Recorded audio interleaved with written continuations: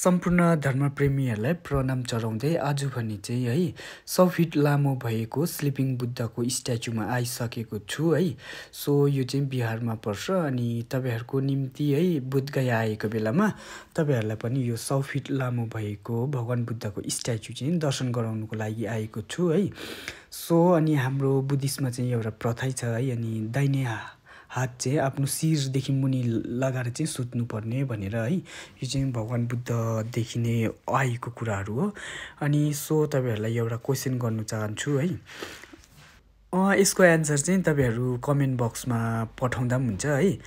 अनि सम्पूर्ण धर्मप्रेमीहरूलाई मेरो क्वेशन चाहिँ के हो भन्दाखेरि चाहिँ है, भगवान बुद्ध चाहिँ जब है उहाँले चाहिँ लाइफको जर्नीमा एकदम स्पेशल भोजन है, उहाँको त्यो जस्तो भोजन मिठास चाहिँ कुनै नभएको है, त्यो चाहिँ दुईटा टाइम मात्रै भएको थियो अरे हो, दुईपल्ट मात्रै भएको थियो अरे है। एउटा इन्लाइटमेन्ट भएको पालामा अनि एउटा चाहिँ इन्लाइटमेन्ट हुनुभन्दा अगाडि है।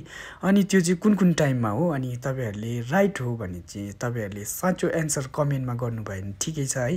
तपाईहरुले अब राइट एन्सर पठाउनु भएन भने म नेक्स्ट भिडियोमा है अनि बनारसको भिडियोमा हालेर म तपाईहरुलाई मेन्सन गर्ने छु है।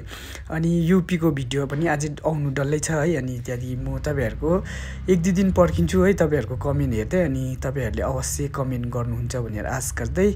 अनि अब स्लिपिङ बुद्ध चाहिँ तपाईहरुले दर्शन गर्नुभयो होला है। अब यहाँबाट चाहिँ हाम्रो अर्को पोइन्ट जानुपर्छ। हाम्रो त्यो यहाँ सकेरै बनारस गएको थियो है। अनि अब चाहिँ बनारसको भिडियोहरू तपाईहरुलाई कन्टिन्यू नै म अपडेट गर्ने छु है।